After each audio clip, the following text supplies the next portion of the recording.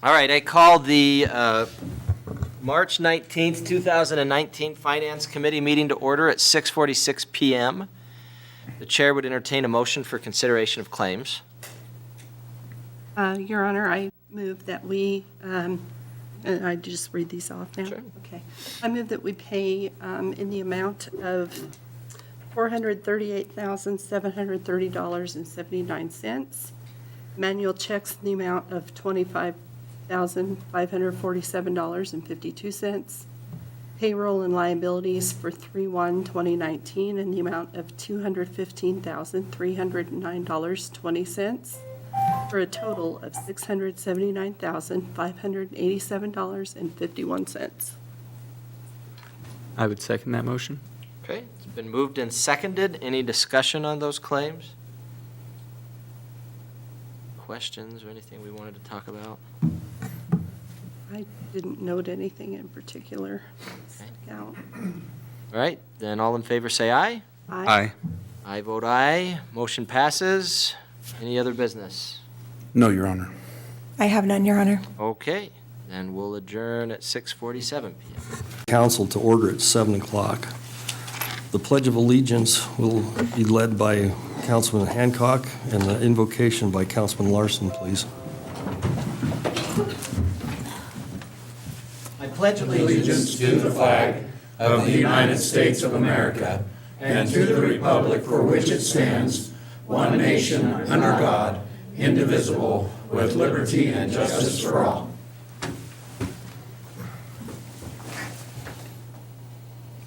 Our Father in heaven, we thank you for the opportunity to serve on the council for Riverton. Thankful for the many blessings that we have by living here. We would ask that thou would brighten our minds with the understanding to help and to do and to be thy advocates for our citizens of Riverton. Watch over and bless them. We humbly ask this in the name of thy Son, Jesus Christ. Amen. Amen.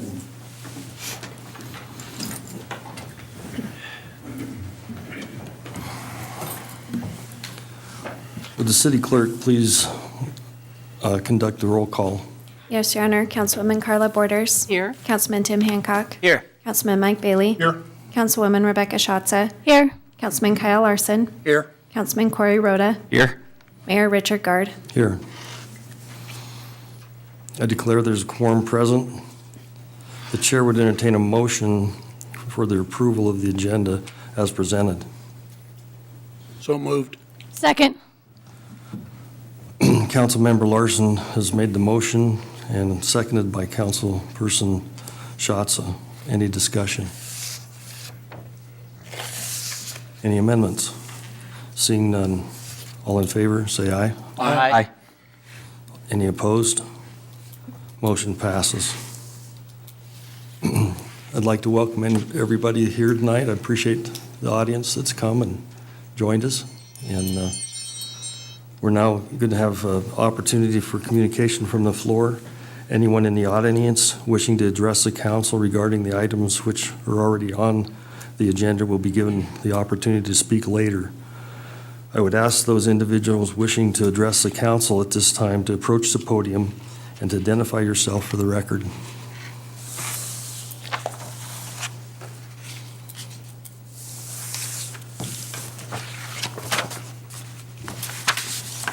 Seeing none, I can't believe none of you guys want to talk to us.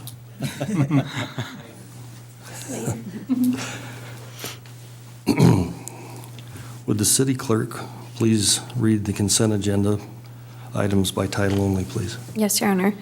Approval of the minutes, March 5th, 2019, regular council meeting. Approval of the minutes, March 19th, 2019, Finance Committee meeting.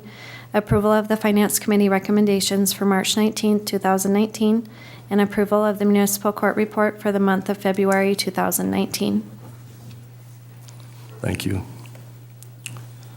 Are there any items that we need to discuss further? Your Honor. Mr. Hancock. The recommendations from the Finance Committee were for considerations of claims to be paid in the amount of $438,730.79, manual checks in the amount of $25,547.52, payroll liabilities for March 1st, 2019 in the amount of $215,309.22, for a total of $679,587.51. Thank you. The chair would entertain a motion to approve the consent agenda as presented. So moved. Second. Councilmember Borders has made the motion, and we have a second from Councilmember Bailey. Any discussion? Your Honor, I would abstain from the Bailey Enterprises item on the Finance Committee report. Okay, thank you. Anyone else? Any amendments? Having none, all in favor, say aye. Aye. Any opposed, say nay. Motion passes. Ordinance number 19-002, third and final reading, unlawful use of intoxicant substance. Would the city clerk please read ordinance number 19-2002 by title only, please? Yes, Your Honor. Proposed ordinance number 19-002 on third and final reading. An ordinance amending Title IX, Peace, Morals, and Welfare to revise Chapter 9.08, Offenses Against Public Peace and Decency, to establish Section 9.08.230, Unlawful Use of Toxic Substances, penalty, and repealing all ordinances or parts of ordinances in conflict therewith and providing for an effective date. Thank you. The chair would entertain a motion to adopt ordinance number 19-002 on third and final reading. So moved. Second. Councilman Larson has made the motion, second by Councilman Schatze. Any discussion? Any amendments? Somebody in the audience? Your Honor. Yes, Councilman Larson. I want to restate the reason for this particular intoxicating substances. My understanding, and please correct me if I'm wrong, is that this allows our police officers to properly police abusers of mouthwash, hand sanitizer,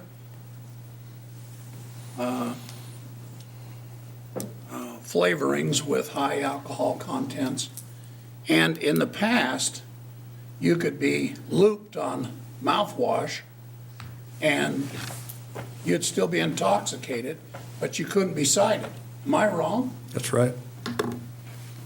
So This- all this really does is helps our police officers do what the citizens have elected us to do. Is that right? That's correct. Okay. Thank you. Some background on this. This is an ordinance that came through the committee, the Solutions Committee, which is the police chief's committee, and they brought these things to this point. And the reason that they have done that is because, just like Councilman Larson has mentioned, that there's lots of things that you can use with an alcoholic base that you can get intoxicated on. And so all those are covered now and gives our police the opportunity to do the work that they want to do. Is there any further questions? We appreciate that Solutions group. Many of them are in the room, and we appreciate that. Please. My name is Bruce Caminga, 1302 South Federal, and I just want to applaud the city for looking into this because I've seen it before, and I think there's a lot of interaction between this type of substance abuse and the petty theft that we have to deal with as small business owners. Moving to a new location, I've gotten to observe several of the individuals that sit on the bench there and drink and sleep all day long. And yeah, I mean, I was going to mention something before. I've been gone for a couple weeks. I didn't get to comment before, but yeah, I really appreciate you guys looking into that and doing something. I know it's a difficult situation because how do you stop them from getting the alcohol to begin with, and that's hard because they send their buddies in, they buy it, they give it to them. Where they get the money for it, I don't know. But, yeah, it's, if it's anything citywide like I see behind my new location, it's something that really needs to be addressed. Thanks, Bruce. We appreciate your comments. I think that this is a really great move forward, and I appreciate the chief and his committee bringing it forward. Appreciate the people in the audience that were behind that. So we do have a motion from Councilman Larson. I didn't write down the second. Can somebody help me with the second? For sure it was me. Was it you? Councilmember Schatze? Any further discussion? Any amendments? Would the city clerk please conduct a roll call? Yes, Your Honor. Councilwoman Carla Borders. Aye. Councilman Tim Hancock. Aye. Councilman Mike Bailey. Aye. Councilwoman Rebecca Schatze. Aye. Councilman Kyle Larson. Aye. Councilman Corey Rhoda. Aye. Mayor Richard Gard. Aye. Motion passes.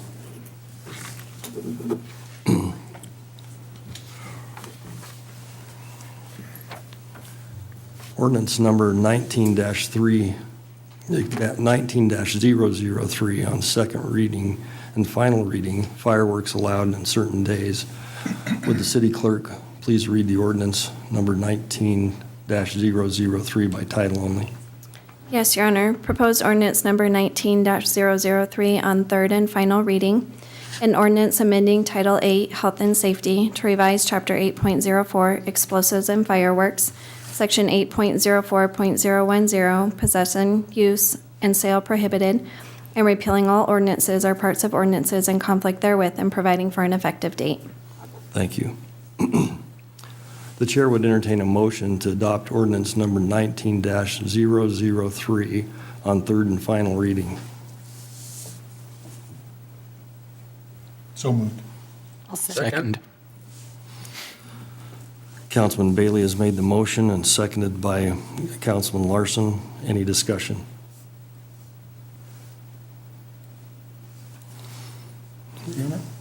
Mike? I apologize, I was gone for one of the readings of this.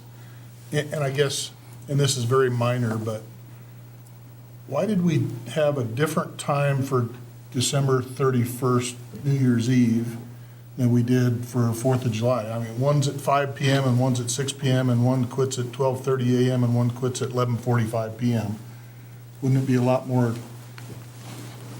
uniform to just have it be 6 PM to 1 AM or something like that, so that we aren't, and again, it's very minor, it's really not a big deal either way, but. I think, Tony, could you give us on your thought there? You wrote that. Yes, Your Honor. Some of it was, we took it from other parts of other ordinances, so some of that is based on that. However, if we look at December, we look at 5 PM, you're going to be you're going to start getting dark about then. And then it would go over the 31st into the 1st, because when you're going to light it off at midnight probably as most. The 6 PM one to 11:45 was just keeping it on the 4th of July.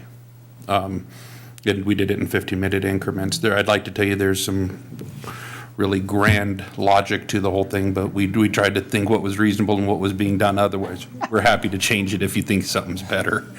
In other words, it could have been 11:59 and 59 seconds. It's probably just my OCD coming out. Well, and in the summertime at 6, it won't be dark, and so people probably won't be shooting them that early either. They'll wait till it's darker, but, the times were a little bit different, but I think there was some logic put behind them, so we tried to get past the times where people would really try to shoot those off, so. Any other discussion? Any amendments? Anybody want to change the time? Would the city clerk please conduct the roll call vote? Yes, Your Honor. Councilwoman Carla Borders. Aye. Councilman Tim Hancock. Aye. Councilman Mike Bailey. Aye. Councilwoman Rebecca Schatza. Aye. Councilman Kyle Larson. Aye. Councilman Corey Rhoda. Aye. Mayor Richard Gard. Aye. Motion passes.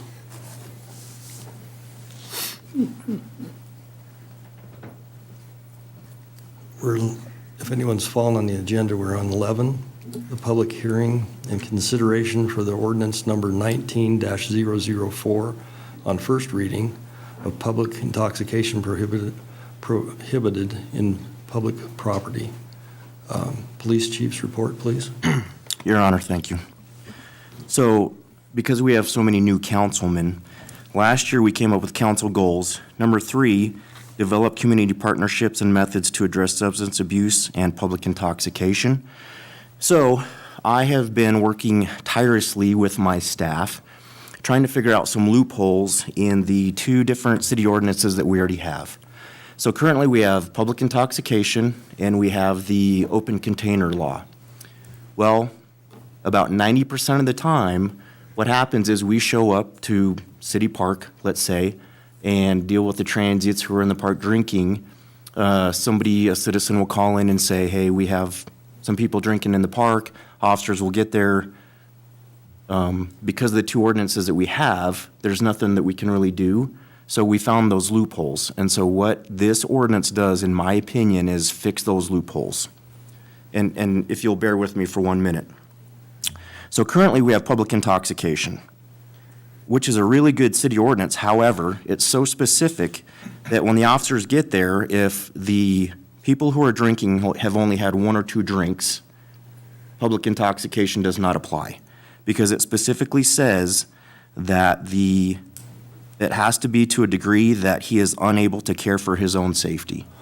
So again, if we go back to the scenario with the 6 people drinking in City Park, if they've only had 1 or 2 drinks, public intox doesn't apply.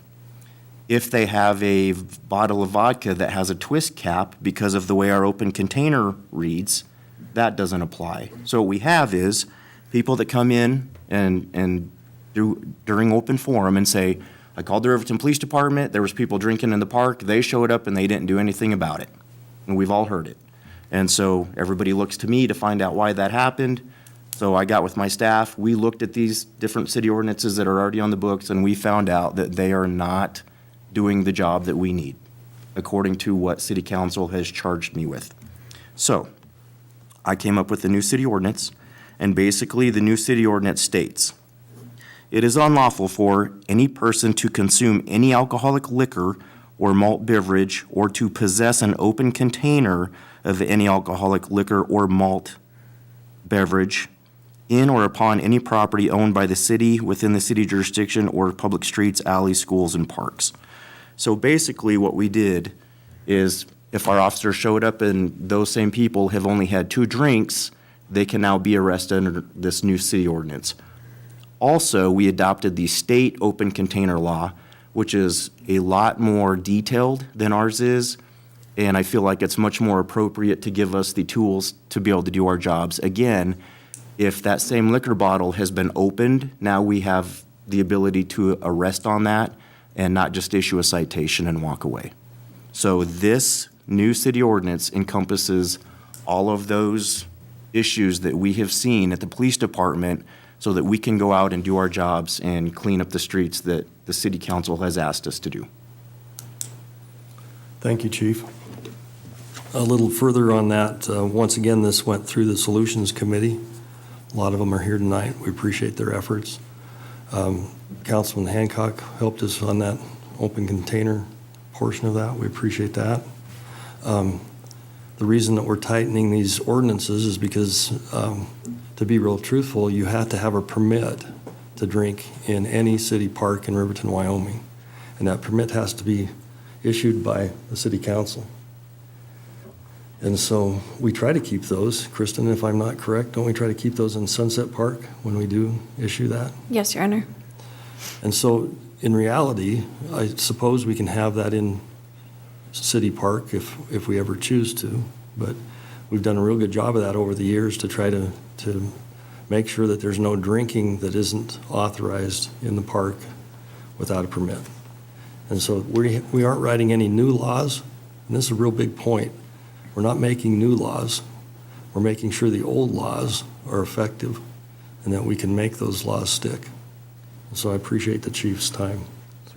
Thanks, chief. The chair would entertain a motion to open public hearing. So moved. Second. We have a motion from Councilman Schatze and a second from Councilman Hancock. Any further discussion? Any amendments? All in favor, say aye. Aye. Aye.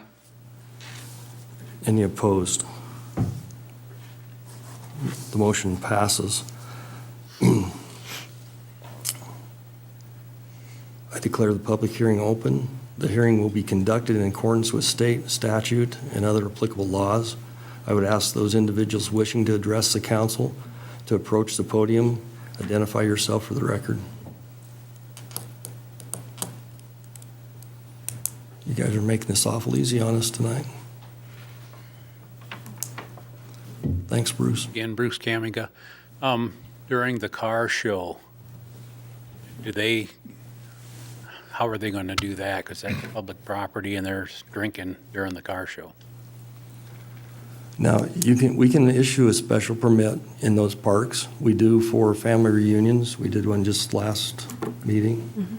And so we can have liquor in City Park, but we have to do it on our, I mean, we're talking Main Street now during the, and on Main Street, we do have those activities, and we do special permit those activities on Main Street. So everybody is aware that we're not against drinking. No. We want That's fine. people to enjoy themselves, wondered how it applied. but they'll have to get permits for all of those Okay. actions.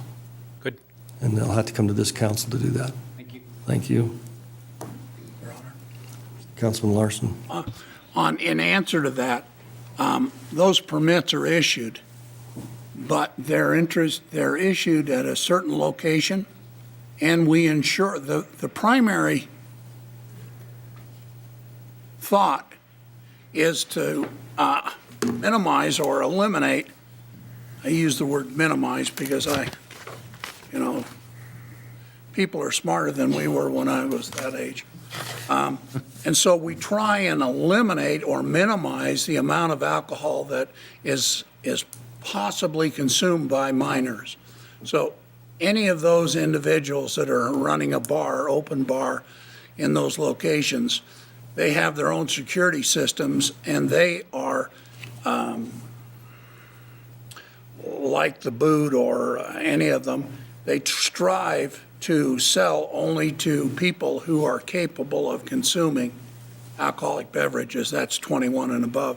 And so the car show being lined up and down Main Street, that still has to be in.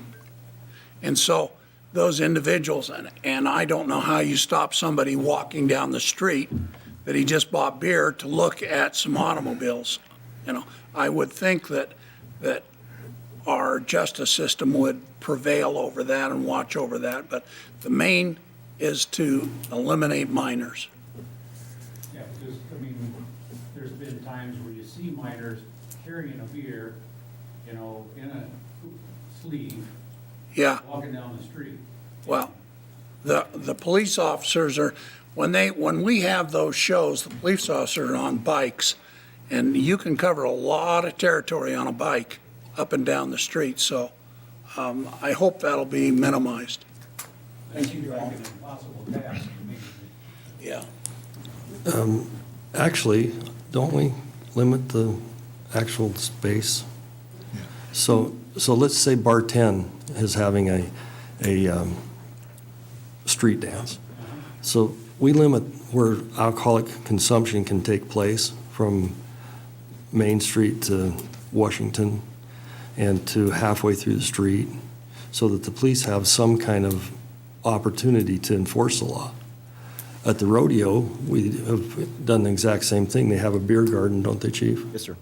And so at the rodeo, now, we do have a Native American rodeo that went last year, and it's going to go again this year. And they were very successful, and they allowed alcohol consumption throughout the entire the entire complex. But they also, I believe, had 20-some security people in play. And so they were tasked with the effort of making sure minors didn't have alcohol.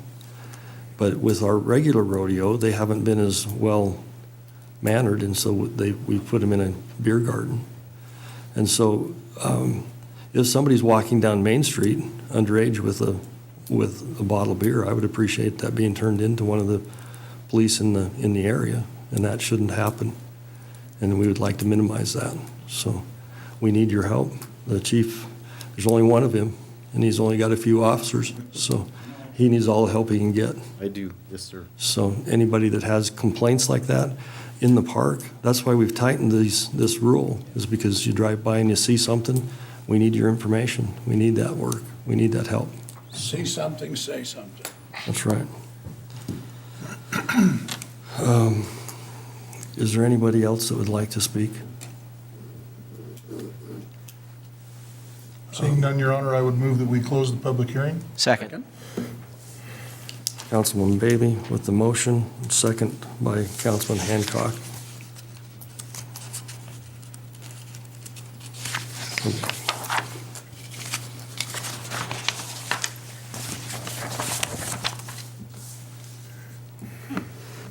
Any further discussion? Any amendments? All in favor, say aye. Aye. All opposed? Motion passes. The chair would entertain the motion to adopt ordinance number 19-0044 on first reading. So moved. Second. I have a motion by Councilman Borders and a second by Councilman Hancock. Any discussion? Your Honor, before you call for a vote, can I read the ordinance by title only, please? You sure could. Thank you. Excuse me. Would you please read that ordinance for us? Yes, sir. Proposed ordinance number 19-004 on first reading, an ordinance amending Title V Business Licenses and Regulations to revise Chapter 5.04 Alcoholic Beverages, Section 5.04.060 Possession of Alcohol in Public Places, and repealing all ordinances or parts of ordinances in conflict therewith and providing for an effective date. Thank you.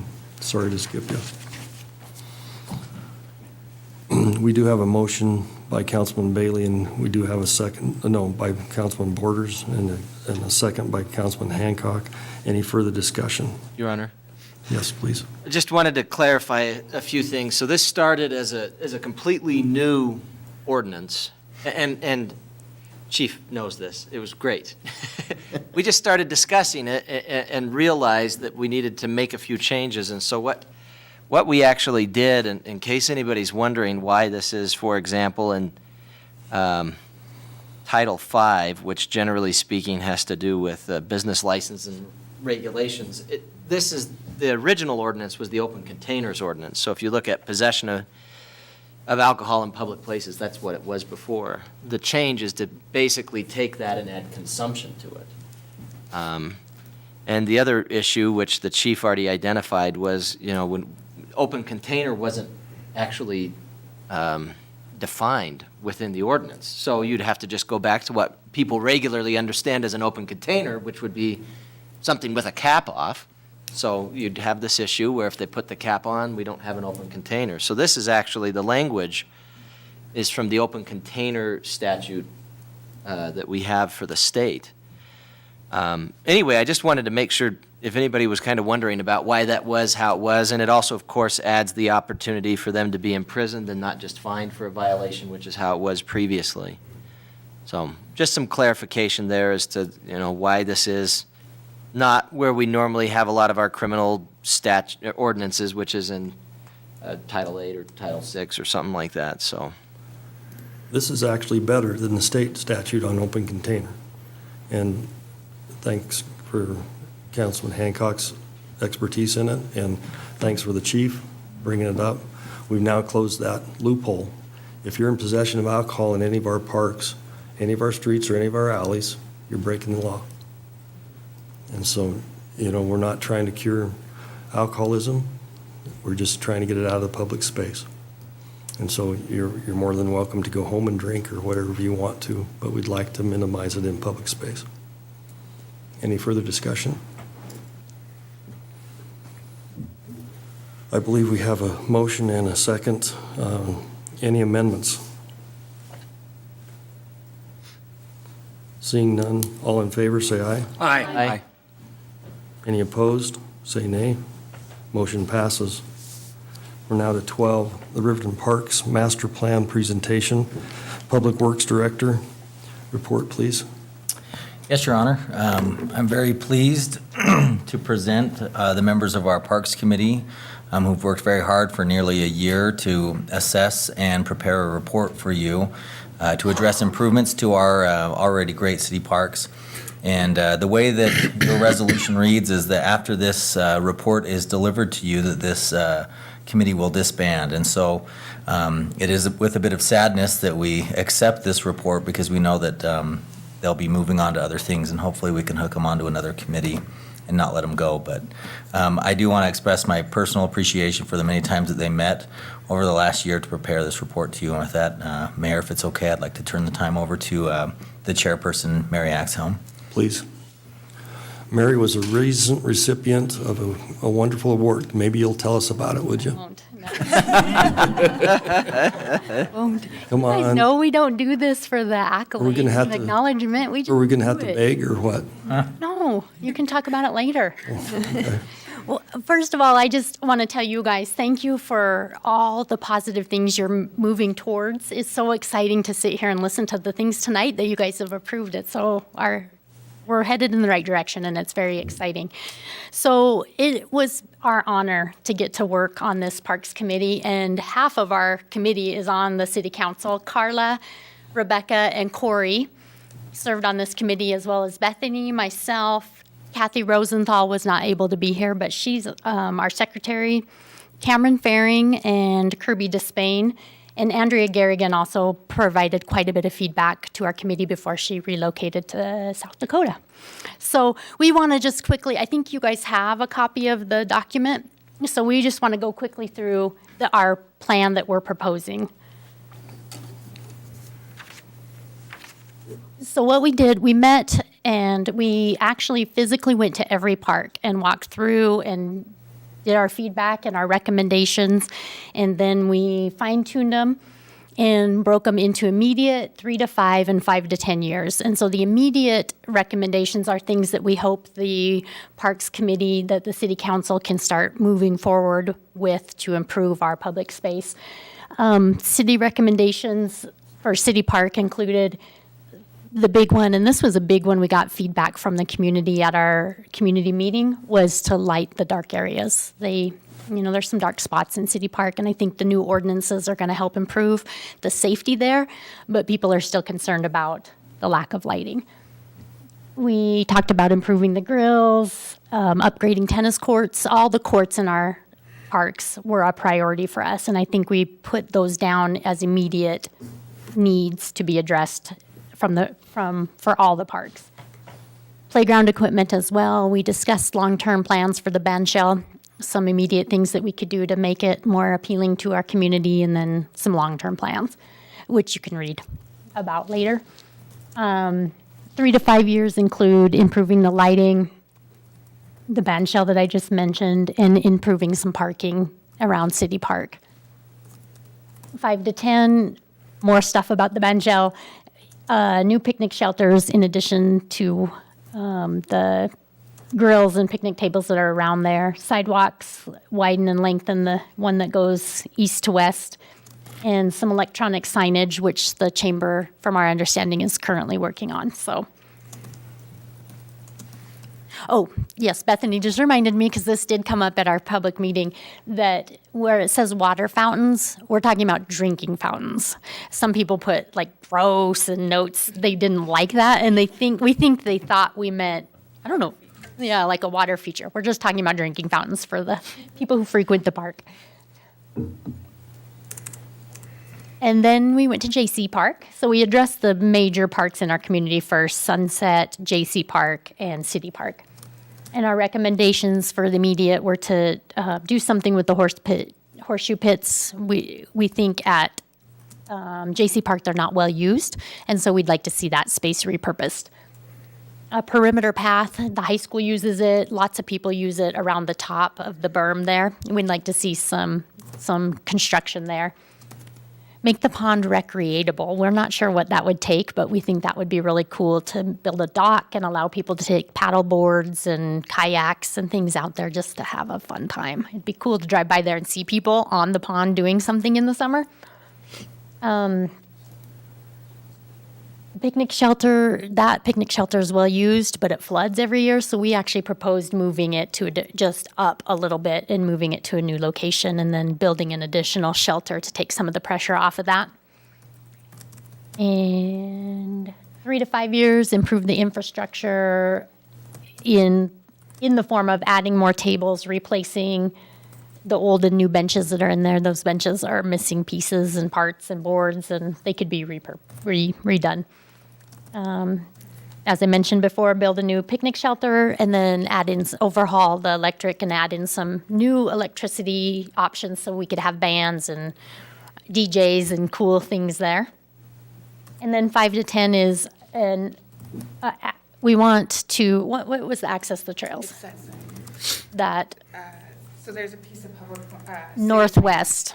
On the northwest, and turn that into a path Oh, connecting the park to back there. Rose Just Lane. turning in. Up there, there's a little triangle of city property there that we thought could be used. We could add into that. Oh, I guess it's right there. I didn't read far enough. And then just update the layout of the park where some of the equipment is. Corey, you guys chime in if I'm forgetting anything or misrepresenting anything. And then Sunset Park, which is one of our amazing, beautiful green spaces, and kudos to the Parks Department for the upkeep on these parks. Just being in them and walking around them and taking the time to appreciate our green space, it was amazing. It's just good. They do a great job. Right. Bethany just reminded us, we made a suggestion that they trim up the trees in Teeter Park, and they were done that week. They did it. So we thought that was really cool. Sunset Park recommendations to the tennis courts. I didn't mention at City Park, the big recommendation we had with the tennis courts there was to tear out the fence. You know, it's located very closely to the skate park, and we thought it'd be really cool if you took out the fence that surrounded the tennis courts, resurfaced that, and put in 6 basketball hoops so tennis would be focused at Sunset Park, and then the middle school is an additional court that is open to the public with lights. And so we thought it'd be really neat to repurpose City Park's tennis courts and that to put in basketball hoops, it would be used and there would be a larger demographic in close proximity to the skate park. And we would hope some self-policing would go on there. But that court would need significant overhaul. As City Park, or as Sunset Park, we recommended that the cracks are sealed. It'd be ideal to resurface it, but it really needs to be upkept as a nice tennis court. Mary? I was just going to ask, is anybody using those tennis courts anymore? At Sunset? City? At City. Not that we're aware of. I don't know if I've seen anybody there hardly at all. They're pretty rough. Yeah, they're in pretty bad shape. So I think the tennis people, there is a nice core group of them, but bigger than that is the pickleball group. They're big right now. And so they have asked that we put in pickleball lines at Sunset Park. That came specifically from them. There's a donor who's willing to fund some of that, which we'll get Kyle in touch with this side of it. But so there's some things there. But so yes, Tim, to answer your question, we'd like to see Sunset Park be better maintained, the courts be better maintained so that could be where the tennis people identify as their home. Thank you. Which kind of sums that all up. 3 to 5 years, we'd like to see another picnic shelter, maybe closer on the east end, closer to the playground equipment. Maybe not quite as large as the one that's on the west end, but just another one there closer to the playground would be really cool. Upgrade the restrooms. That was kind of an across-the-board thing for all of our parks, that some of the bathrooms would be really nice to see some upgrades there. And then playground equipment, there's some playground equipment used at Sunset Park that we thought could be moved. There's a little kid playground kind of just right next to the building there that we thought should be moved over into the main playground. So there's one playground area, and that's what that comment's about.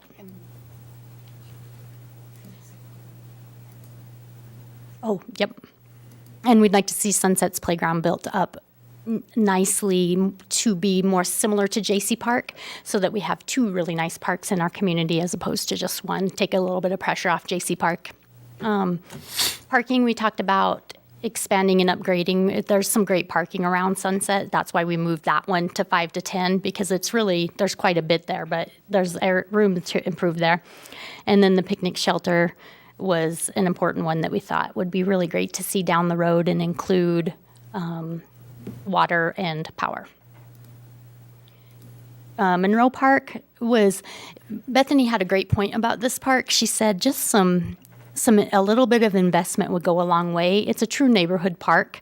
The people that live near there use it a lot, and it'd be just a nice investment to make into their neighborhood. We talked about just landscaping. I guess I have to hit it to get all these. Just improving the landscaping. Again, the court there needs to be cleaned up and weeded, and install some benches around the basketball court there would be really nice investment for the people that are playing basketball and their families. And then over time to upgrade the equipment as well and build a shelter there. There's one, but it'd be nice to see one closer to the basketball court.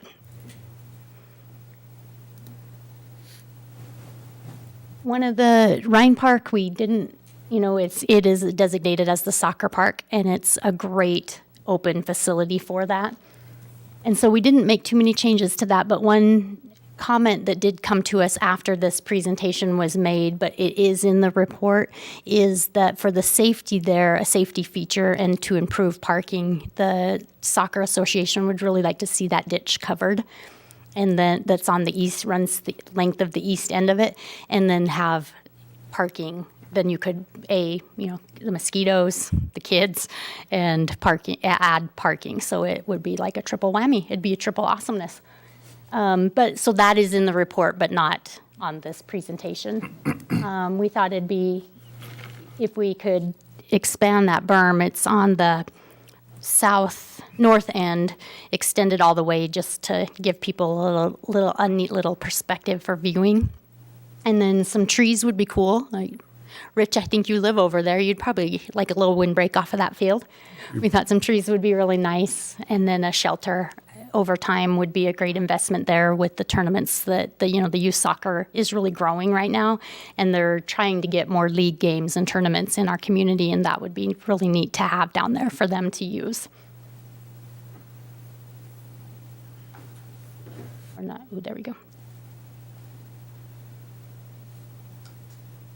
Cedar Park, then we, immediate recommendation was trim up the conifer trees, and they were done by the end of the week. We want to see that as an ongoing thing. They just really trimmed one side. We'd like to see all the way around up. I live near there, and that's our park that we take our dogs to, and there are always people in those trees doing it. New mulch, that was where I'm working with Kyle right now on requesting a grant for the mulch, and we're looking at the rubber mulch for all the parks, but I just need to know how much that would be. So Kyle's working on that with me. We'd like to see the swings moved, just a little bit of rearranging in that park, and improving the restrooms and adding some parking on the north side. There's an alleyway there, or an alley that runs on the north side of that park, and we were looking at it and thought if you could move, there's a metal pipe gate thing. If you could move that in about 5 feet, you'd have parking right there. And so it'd be a really easy way to get some of that traffic off the off of Broadway right there. So we saw that as a safety feature, but long-term. And add an additional shelter there. I think, Kristen or Megan, I don't know which one you do the shelter. You know how busy they are. It'd just be nice to have some more. And then the other parks that we looked at were Aspen Park, Narrow Acres, Reach, Rotary Centennial, and Veterans Park, and we didn't make recommendations on those parks. They're beautiful green space as they are right now, and the location they're not really heavily recreated parks, they're just beautiful. So we didn't really make any recommendations on those at this time. And then the last thing I think in the report that you guys have is an appendix that includes the demographics of our community. And so it kind of gave you an idea of what we were thinking about while we were working through all of these recommendations. Do you have any questions for us? I mean, and you have 3 of our members at your disposal at all times, so you could easily ask them as well. Councilman Larson. When you made the survey, and you refer to Aspen Park,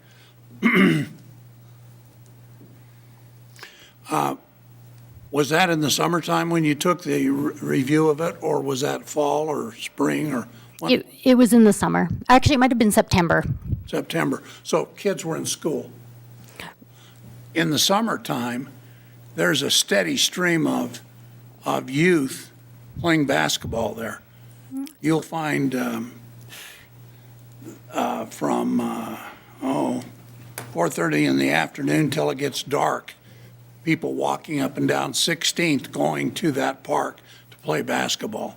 So I'm not saying that you're inaccurate. Right. I'm just saying that it's more used than you give it credit. And we gave it, okay. So it's probably similar to Monroe Park. Just Not familiar with. just a nice, popular neighborhood park.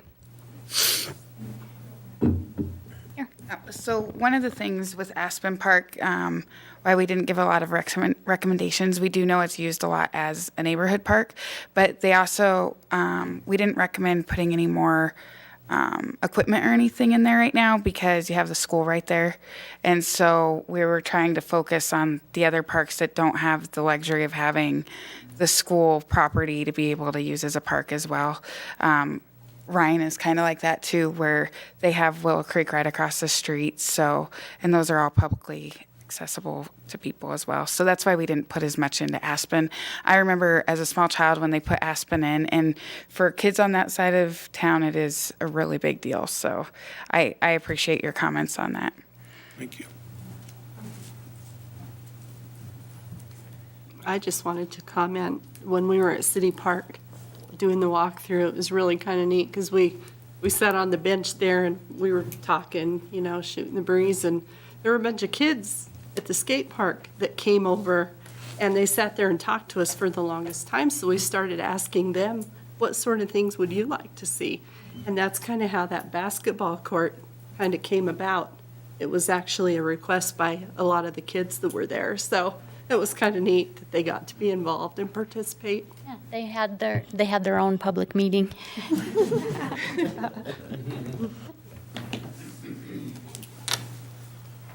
Any other questions?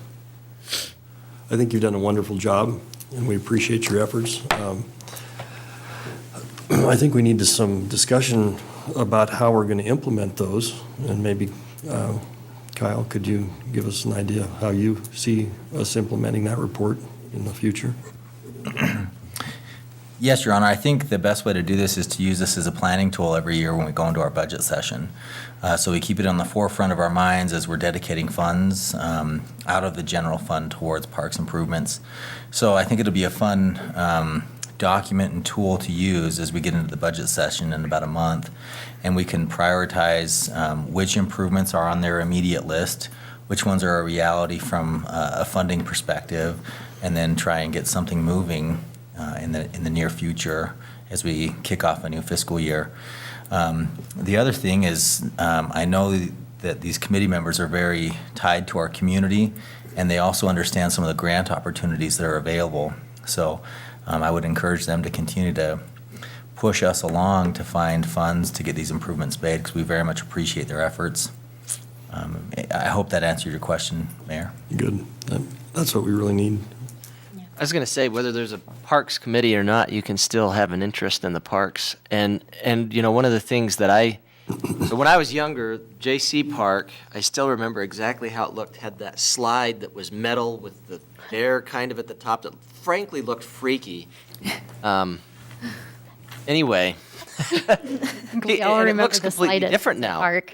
Yeah. What was that? We all remember the slide at Sunset Park also, Yeah. Whirly slide. Yes, and you have those ones that you remember, but you know, it was a lot of community members that were like, we want to get a new kind of park there. I mean, that's the reason we have, for example, even the fencing around, which, I mean, as a parent is great, except when it's broken down and kids have snuck out through the fencing that are really young, but that's my problem, not yours.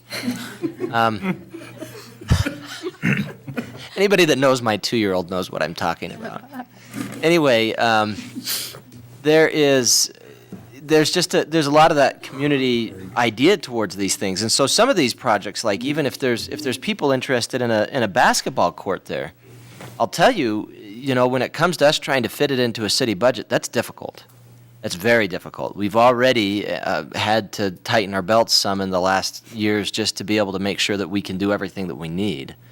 And so, you know, if there's something that people really want to see a change, which we've already done with the splash pad and with the skate park, and so if there's community members that are interested in that, I definitely would encourage them to try to get the funds together and then come to us, and I'm sure we would be more than glad to try to do things that people want to do to improve their parks. So I would say some of these recommendations are maybe things that the city can't do anything about, but they are things that the city people, the population, the people who live here, the citizens, could do something about. Absolutely.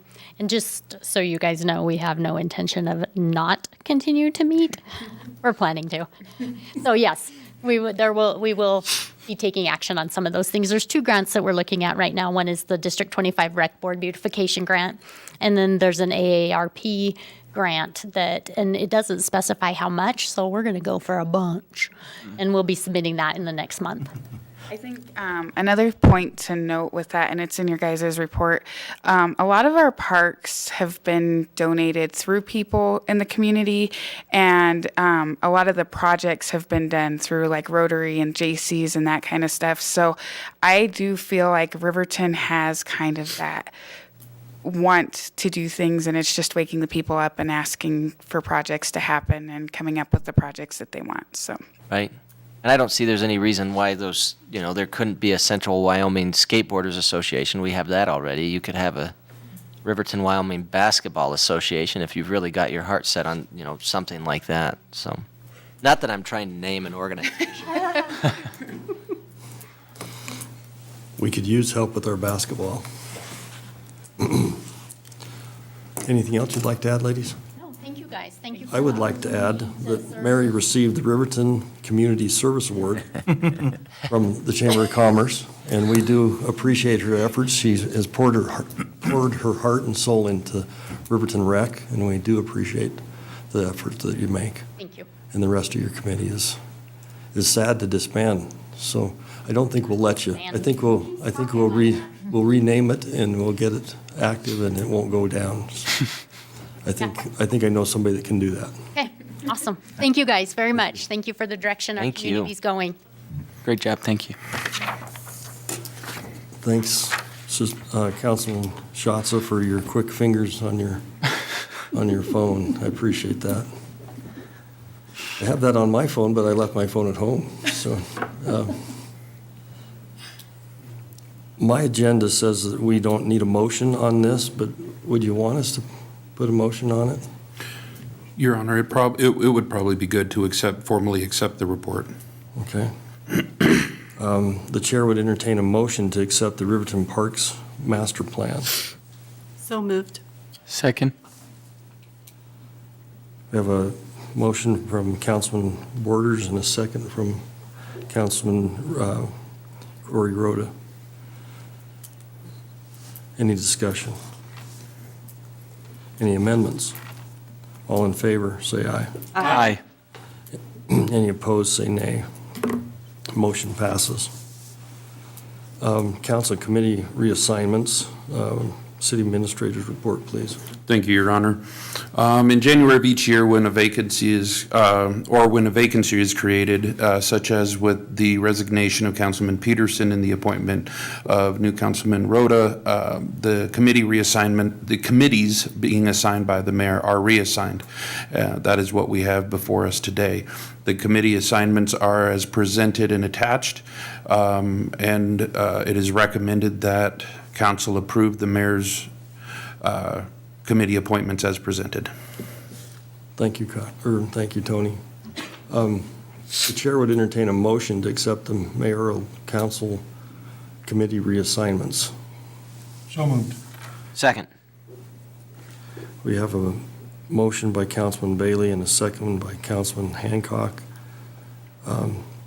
Any further discussion? Any amendments? All in favor, say aye. Aye. Any opposed? Motion passes. We're now at reports and comments, and we would start with council committee reports and council member roundtable. And Tim, would you be kind enough to start us? Yes, Your Honor. So we discussed I need to say who I'm talking about here. We had the Senior Citizens Endowment Board meeting, and we had first approved a couple of bills that needed to be paid in terms of some improvements, fixing the outdoor lighting that they had done, and then discussed also something that they've been wanting to figure out is being able to get funding from the endowment in emergency situations. As it stands right now, for the most part, when they need to have funding, generally speaking, there's a lot of grants out there that they can use. And for example, the state of Wyoming just recently approved funds to go to senior citizens boards and that kind of thing. And there are grants out there. Generally speaking, they go and they get grants, get money from grants. But in the event that they can't, they were talking about being able to get funding from the endowment for any repairs, that kind of thing. And so we're going to hopefully be coming forward to the council here sometime in the near future and talking about an amendment to the agreement regarding the Senior Citizens Endowment Board in terms of a way that we can still have the funds available but still encourage them in continuing to get grant funds. So basically the language we were discussing was that they would be able to use funding if other funding sources are not available, including grants and that sort of thing. So that's something we'll come forward to the council with, I think, at a later date, wanting to kind of see if we can amend that agreement, and have been talking with Mia about the language for that. As for solutions, it was a very productive meeting, I thought, that we had last Thursday. It was well-attended, had some really good discussion. We've had some good ideas for ordinances from that. The chief was very patient when I eviscerated his ordinance.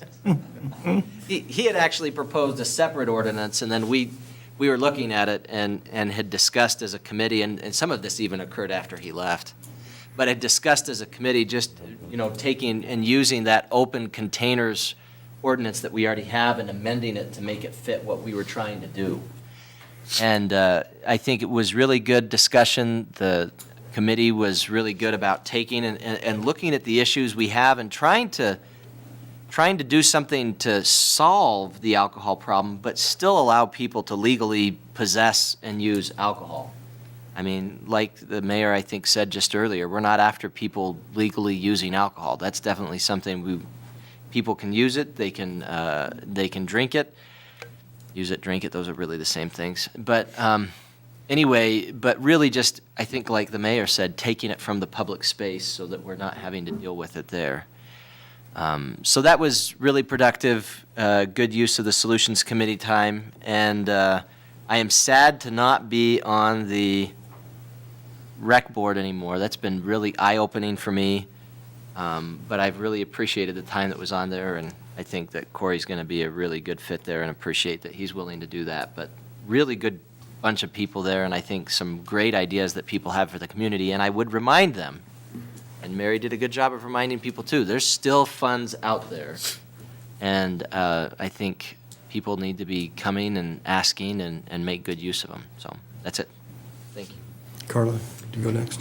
Everything's been covered. That I'll be on the splash pad committee. They're not currently meeting, but they will be planning a grand opening, so we'll be getting together and figuring that out. Thank you. Corey? Well, as far as the Parks Committee, we had our last meeting last week, which was held here, and it was open for the public. I believe we had roughly 25, 30 in attendance, which went over pretty well. We got some good feedback, and we were able to put this together. As Mary has stated, we still have some plans we're going to try to move forward with, whether it's what we call the Party Planning Committee or the Parks Committee. Cameron Faring is really a backbone. I wish he was here. He's got great ideas, and we're really going to try to support him in a lot of his endeavors right now. Working with the Day in the Park, the Farmers Market, I believe, is committed to going back to City Park as well. So we've got some momentum, and we're going to hopefully just keep it going from there. So that's all. Thanks. Kyle? Attended the Waste Management meeting on Monday, and the mayor of Shoshone was there and was asking why he couldn't use the dump. And the Shoshone dump is being filled right now with debris from Lander, what's the old hospital there? State Training School? State Training School. I know it's another name, but anyway, Life Resource everywhere they dig up asbestos. So the state is busily taking that and depositing over in Shoshone, and so it's open every day. But it's only open to the state because they have to sequester asbestos. And you have to dump it a certain way, and you have to keep it separate from other products, waste streams, they call them waste streams. So that's why they do what they do, is the safety of it. Asbestos is not the best thing to work with. So still, they've got plenty of money and working on those items. But the Parks Committee came up with they needed chipped rubber. How many tires do you send to the dump, Mike? A lot. I'm wondering if we couldn't look into a chipper of sorts. When I worked at Kennecott, we were trying to figure out different ways of making fuel out of everything, and tires were one of them.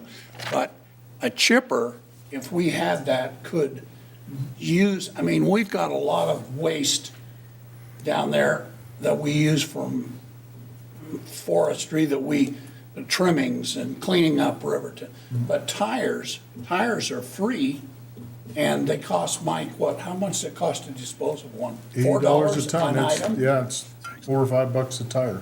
So, we've got a supply of chipped rubber in the raw that maybe we could better utilize. What if we use 3 tires? That's all I've got, Mayor. Thanks. That's a great suggestion. Kyle brings out a point.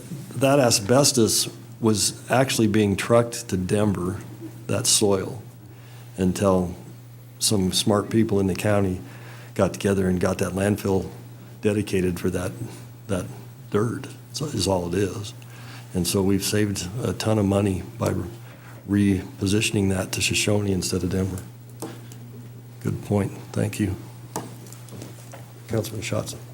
Yes, Your Honor. I attended the PAWS committee meeting this evening before we came here to the council. They are working hard on their request for funding, from city funding, which will be happening next month. That committee is really interesting. I don't know if you guys know, but through fundraising alone, they raise over $50,000 a year just off of the committee working hard and raising those funds. So that's pretty awesome. I think there's a committee of maybe 8 members, I believe, that work that hard throughout the year just to raise money through events like the Paws and Pearls or the one they just most recently had, the Marty Paws. So I just think that's really neat. They also talked about last week, they had a busy week with volunteers. So I want to put that out there. If you need something to do for volunteer work, go down to the shelter and pet those kitties and walk those puppies. They could really use it. And they just had a time of their life. Last week, they had visitors every day out there walking the pets and petting the kitties. So it's just a really great committee, really great board. So if you see them, those gals and guys around, tell them thank you. Chamber met last Thursday. We discussed at the meeting having the Chamber of Commerce have a more social media presence. Currently, they don't really have one. If you looked at the Facebook page here in Riverton for our chamber, there's about 300 likes. Landers Chamber of Commerce has over 3,000. They post a lot more for the community to check out events, that type of stuff, which is what our chamber's for, is for those people to come outside the community, within the community, to see what's going on. So we're going to be working towards pushing more of that, a more social media presence to get people more informed. We discussed the Live at 5. They did that not this last summer, but summer before that, and it was a really big success. So we plan to do the first Live at 5 coinciding with the Splash Pad grand opening towards the end of May. As long as everything's still on track for that. And then the Parks Committee, Corey said everything we need to say about that. I just want to say thank you to all the committee members for working so hard and making that happen. And like Corey said, we're not going anywhere because it's going to be the party planning committee. And we need someone to come up with these great ideas to raise funds for all these cool things we want to do. So might as well just put us to work. I wanted to say recently I attended the ice races out at Boysen Reservoir. Casey Bailey and her family really got that going. She had sent me a message 3-4 months back and said, hey, do you have any idea what happened with the Wild Winter Carnival and the ice races? I was like, I don't know, but if you want to get to work on it, let me know. And that girl went to town on it. She actually had 2 events this winter from the ice races, and they were very well attended. So give a shout out to her. That's somebody in the community saying, I have an idea, let's make something happen, and then going through with it. It was pretty awesome. It was a really great time out there.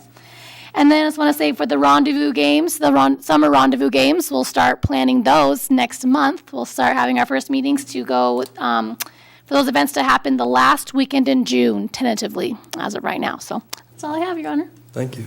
Mike? Thank you, Your Honor. Again, thanks for the Parks Committee. You guys did a great job. Without dating myself too much, my mom used to drop us off at City Park, and we would go play on the rocket and climb up the outside like we weren't supposed to. They made the bars just big enough that skinny kids could get out and climb up on top. So You never did that. That is No. dating yourself. And Kyle, it's a great idea.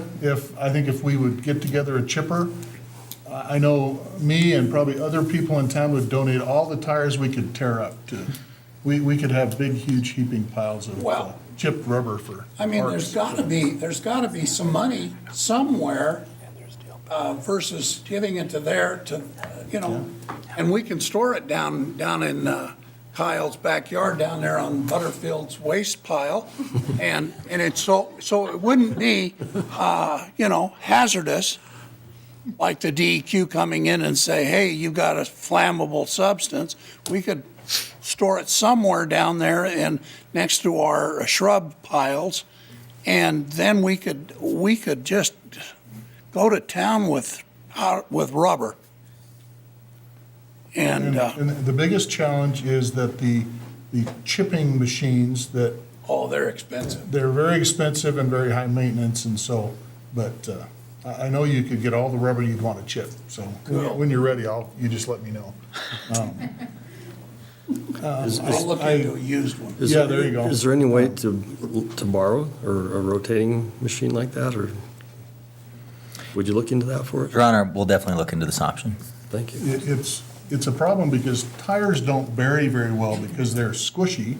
And so when they try to bury them, they bury them and put dirt over the top, and then pretty soon they just wiggle themselves right out of the ground. So They float. even for the landfill, which would be one avenue, is we could look at the Fremont County Solid Waste, and it would actually be more efficient and save them money if we could chip the rubber before you have to put it in the landfill.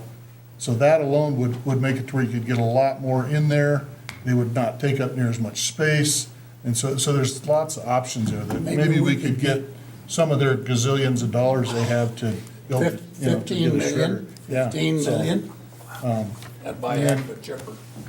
I was present at the Riverton Airport Board meeting, and again, we had reports, and I'd like to thank the City of Lander and the Fremont County Commissioners for helping us with the additional funding that we're going to need for this year. They all stepped up to the plate, and we've got the airline still running, I think, our contracts through September or October or something like that now, so. January 11th. January, okay. So we're in good shape through the rest of this year, and hopefully by then, the state of Wyoming will have decided what they're going to do with their airport funding for the future. And our numbers are holding very well. The Denver Air Connections is now, the flight is actually available. If you go to united.com, you can book your flight with other United flights, or you can still book them by going directly to flyriverton.com and book those flights separately. So you're able to, if you booked all the way through, you can get your tickets right in Riverton for wherever you're going. You can get your baggage checked through. And so they're making huge improvements to that program, and I think every day we're seeing improvements in our airport, and the numbers are holding good, and it'll be really interesting to see when that gets fully online on all the Expedia and whatever they are, how our numbers start. I think they'll start increasing dramatically because up until this time, I'd had to tell anybody I knew that was flying in here, I said, go to flyriverton.com, get your flight into here. You don't have to fly to Casper or Jackson and drive over. But it took you manually telling them how to get there, and they had to carry their baggage on and, all of that kind of stuff. So most of those obstacles have been taken care of. And so I think we're making great progress with the airport in Riverton. And then the other committee meeting I got to attend was the Force Committee, which is the Fix Our Roads Committee. And those folks sort of go in and prioritize and figure out which road projects that we want to work on with the 1 cent sales tax that we get. The city gets about 1.8 million, if I remember what's on the report correctly, per year, roughly, from the 1 cent sales tax. That's distributed to the county, to the city of Lander, city of Riverton. All the cities get their proportional share of that money. And the projects that have been selected for this year are College View Drive, East Bell Street, and Village Drive. And so those three projects are two of the projects are already, I think the bid dates have been set, and so we're going to have those in pretty quickly. Village Drive is in the finishing engineering touch-ups until they have it ready to bid, and so those three projects should be going forward this summer. And then depending on how good a deal we get on those price-wise, whether we have any money left, they're looking at possibly paving South 8th Street, which is the Sail Barn Road, is what most of us know it as. So if we have enough money in the fund, we'll be looking at that. And then the other project that's on the next wish list agenda is Gannett Drive and Davis Lane.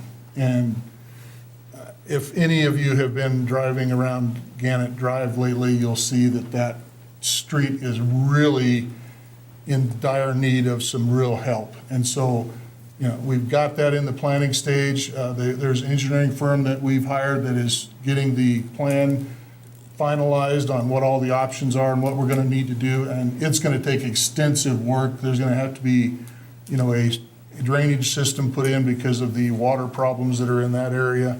And so it's a very complex multifaceted project, but it's on the near agenda because it's reaching, I think, a critical point where that road's, we're gonna start losing cars in the holes here pretty quick if we don't, start doing something. So I think the committee is well aware of the problems and they're working on that.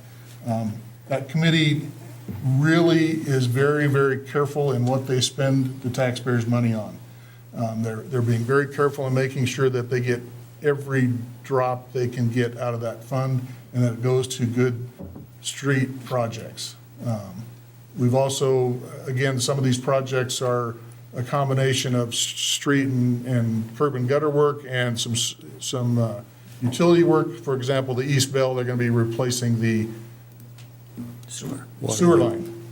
Water line's okay, but the sewer line needs replaced, and so the sewer fund's paying for the sewer part of that project, and the force 1% is going to pay for the street curb and gutter part of that project. So they're being very frugal with our money, so I appreciate all the people on the Force Committee and the amount of work they put into, looking out for the different areas of the town.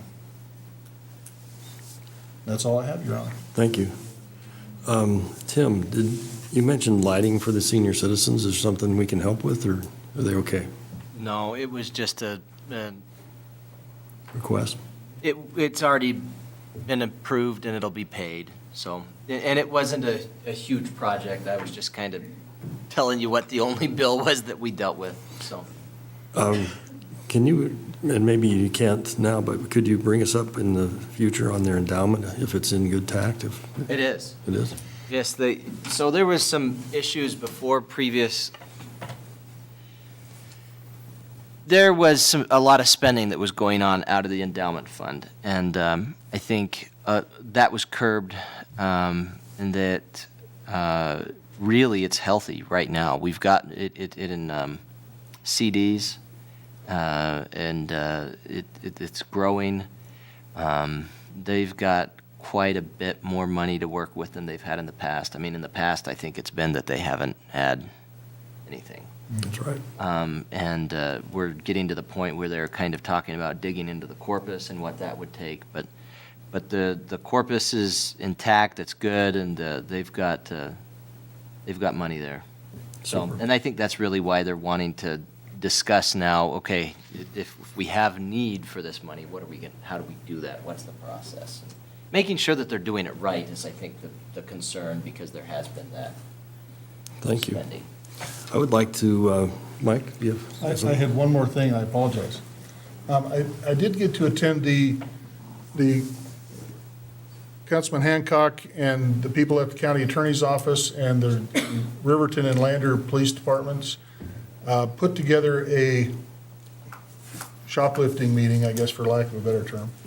They were discussing the issues of shoplifting in the communities, and they have come up with some good solutions that, and again, it is a rampant issue that we're having in Fremont County with shoplifting, okay?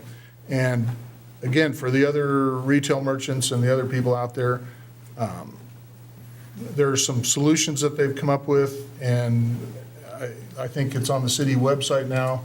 There's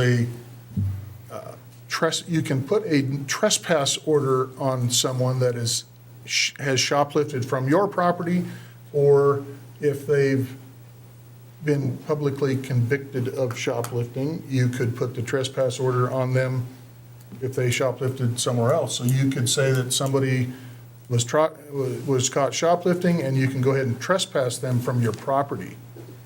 And then the police have the ability to arrest them for trespassing if they come back on your property, where shoplifting is not a, what would the term be, Tim? Arrestable. Arrestable offense. It's a citable offense, so they can give you a citation, but they can't arrest you and throw you in jail. But they can for trespassing. And so I think it's a good opportunity for the businesses in the community and other properties that don't think shoplifting and other criminal activity is a viable thing that they want happening on their property. And it gives the law enforcement the additional tools they need to get those people off the street.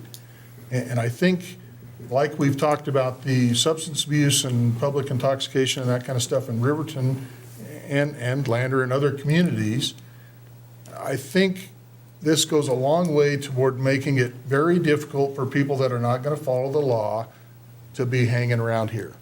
And I think that's a reasonable thing for us to ask as a community, is that we're not going to, put up with people breaking the law and getting away with it. And so I guess anybody that's interested, I would suggest they look at the city's website. They have the trespass order on there.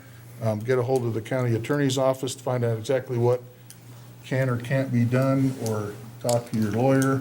But I think we're moving in the right direction and creating an environment where we're not going to accept those kind of behaviors from our citizens anymore. So, thank you. Thank you, Mike. I usually just jump right over you, Tony, but would the city administrator give a report? Your Honor, I only have a couple items. One, with regard to what Councilman Bailey denoted, we are having the future shoplifting meetings. They'll be coming up this next month on the 10th and the 17th. The 10th event is in Lander. The 17th will be here in these chambers as they were before. So we would remind the public that that's something that we would invite everybody to, as the last one was very enlightening. And I think the more people we have in the room, the better that conversation becomes. I would remind, just as a reminder to council, but also for the public's information, community service contracts are being advertised for right now. That is the funding from the city. We will be having that in front of council on April 9th. We are currently proposing that at 6 p.m. The reason is based on the number of people and the presentations. It's looking to be a pretty long council meeting. If everybody would still like to go at 7 o'clock, we're happy to do that. However, we're estimating probably in the 3+ hour range. That's just to get through all of that, all those presentations, and then provide council, of course, the opportunity to ask questions for clarification or additional information. Can we deal with that right now? Or yes, Your Honor. Any problems with a 6 o'clock meeting on the 9th? Can the people make it? We got 1 thumbs up, 2 thumbs up.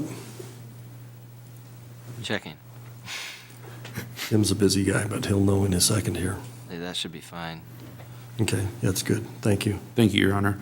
The last item I honestly have is, at the last meeting when we were discussing our purchasing policy, I was asked a question whether or not we could institute a local preference.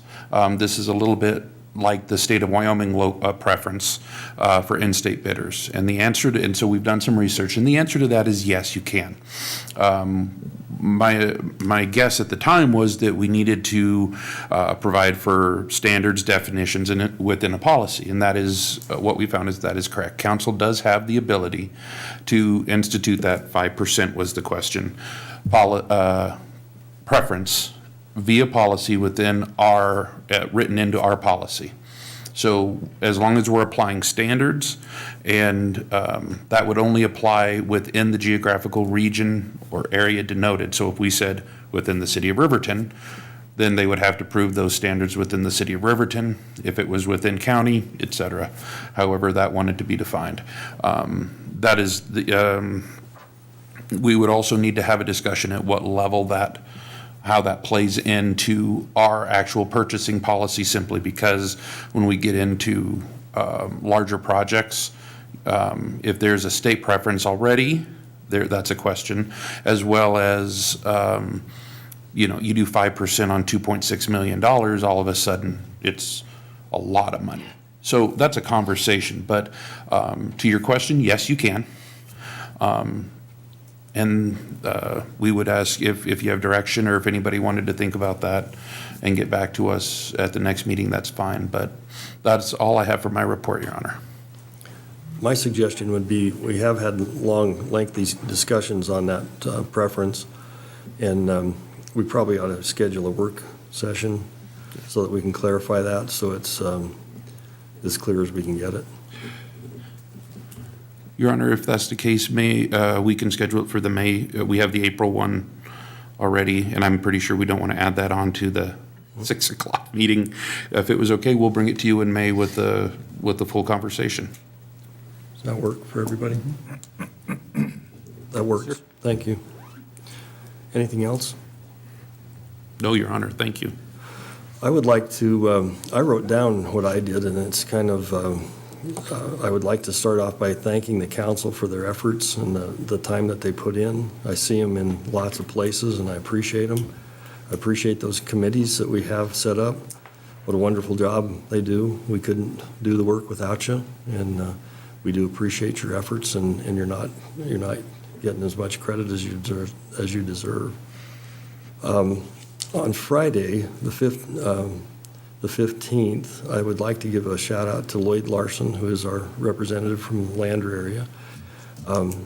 We had a phone conversation with the Wyoming DEQ on the Athon project, and we followed that up with another meeting this last Friday, and it appears we've got some movement there on what we can and cannot do, and so that's great news for Athon, and I hope that we keep them in the community and doing the things that they do. Last year, I believe they paid the state of Wyoming $33 million, and so as you can imagine, $31 million in taxes on that field. So they currently had about 41 employees, and they're down to 30 some, and I hope to encourage their owner to bring that number back up. I too would like to thank the county commissioners and the city council of Lander for stepping up to the plate and helping us with the Riverton Airport. Kyle and I went over to the city council meeting when they discussed it, and that was a tough discussion. And I had the hardest job. I got to tend the baby, but I did a wonderful job, didn't I? Great job. And so Kyle stepped in and took the easy part and explained why we needed more money. So we enjoyed ourselves, and it was a really interesting discussion. I appreciate the Lander City Council and the hardship that they see. The airport's important to us, and we need to make that work. And so hopefully the state steps up and takes care of that and helps us big time. We're talking to the Job Corps. We were lucky enough today, if you can believe it, the governor was in town. Tony got to shake his hand. I got to shake his hand. I went to a meeting with him at Athon's headquarters, and good things are happening there. And so it's all about jobs for Riverton, and that's what we really need is more jobs. So any way you can stimulate those jobs, we need to hear them. I met with the tree board. They're doing a really good job. The shoplifting is close and tender to my heart. I'd like to thank Mayor Richardson. Both police chiefs have been outstanding help on that. The councils have been great help. The upcoming meetings will be on the 10th of April in the Lander City Council chambers at 6 o'clock. The 17th in Riverton at 6 o'clock in Riverton's council chambers. The prosecutors have been, Tim's group, Patrick LeBron's leadership there has been outstanding. We can fix shoplifting, and we will. And we'll do it because we have people involved and willing to do it. I got a phone call today about the Game and Fish coming and talking to us on the 9th. Is that correct? April 9th, I hope. It'd be April 2nd. April 2nd, thank you. And that's what it says right here, Tony, you're right. It's April 2nd. And they're going to talk to us about deer in the city of Riverton. And it's illegal to feed deer in the city of Riverton. They're really cute. Mr. Eckhart is disappointed. He has, now the herd has accumulated to 13 head that visit his place every night. And he's got a 6-foot fence. And he puts up a gate and tries to keep them out. And he may just have to start raising deer. I don't know. We'll have to see. I believe that we've been actively trying to do a lot of things, and I appreciate the people that are involved with that. The governor, or Senator Enzi, was also in town today, and along with the Secretary of Labor, I believe, and they were looking at Job Corps to possibly put, we're trying to talk them into putting a single parent dorm on that site, so that we have that available. And so Cy Lee and Mike Yellow Plume are working with me on that, and I really appreciate their help. And so that you're up to speed with all the things that the city council is doing, we appreciate the effort, we appreciate the calls. I appreciate people stopping me and asking why we're fixing Village Drive. You might not know that, but Village Drive is one of the busiest intersections in our town. It has the most houses in that intersection that comes through a stop point, and only busy probably for half an hour in the morning, in the afternoon, but it is a real intersection that needs attention, and so we appreciate the 1 cent people taking care of that. If there's not a need for executive, I don't think that we need any. The chair would entertain a motion to adjourn the regular council meeting. So moved. Second. We have a motion from Councilman Hancock and a second from Councilman Orders. Any discussion? All in favor, say aye. Aye. Any opposed, say nay. We adjourn at 8:30.